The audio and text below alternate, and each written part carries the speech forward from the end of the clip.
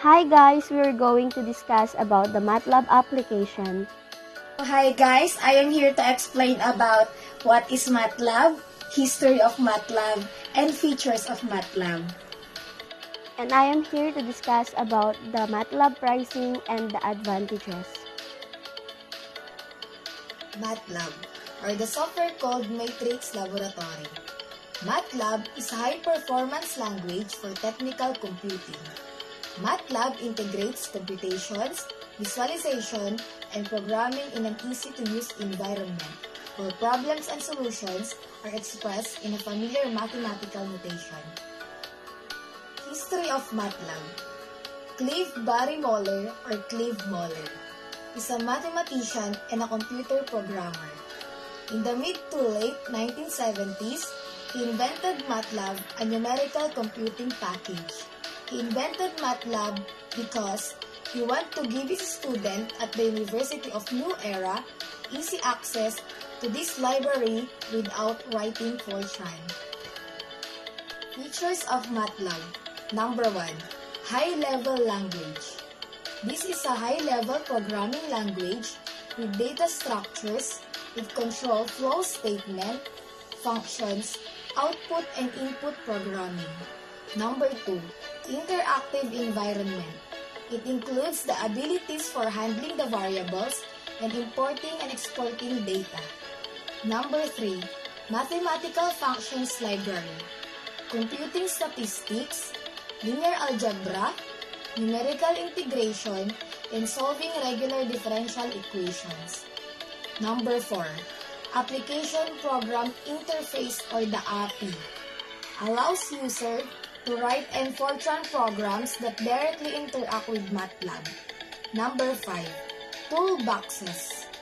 Used for specific processes, text analysis, image processing, signal processing, machine learning, and others. Number 6. Accessing data. MATLAB can natively support the sensor, video, image, binary, and various real-time data from IDBC or ODBC database. Number 7.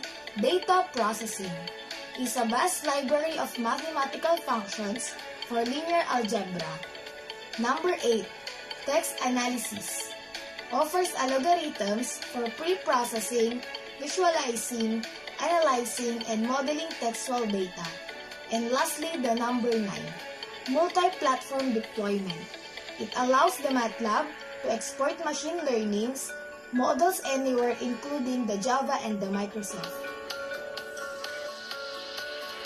Let's move on to the price of MATLAB. In standard, the price reaches around $2,350 or 113,975 pesos when you purchase the perpetual license. But if you want to purchase the annual license, it reaches around $940 or 45,590 pesos. When we say in standard, it is used for professionals, government, and etc. In academic use, it is used for the intern students or for the universities, and the price will be $550 or 26,675 pesos in perpetual license, while in annual license, it reaches around $275 or 13,333 pesos. In home student, the price will be $29 or 1,406 pesos for student license, while in student suite license, it reaches around $55 or 2,667 pesos. When we say home student, it is used for personal use only, not for government, research, commercial, and other organization use.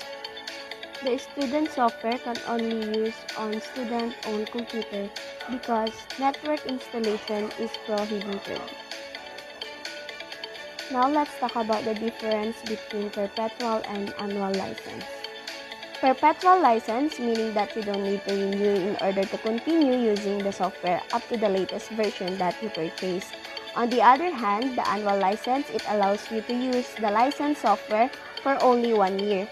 But after 1 year ends, the software will no longer function unless you need to purchase it again. Now let's talk about the advantages. First, it's easy to use. Second, platform independence means Java compiled code can run all operating systems. Third, predefined function means any set of subroutine can perform standard mathematical function including programming language. And lastly, device-independent plotting means it make it very easy to plot any data at any time.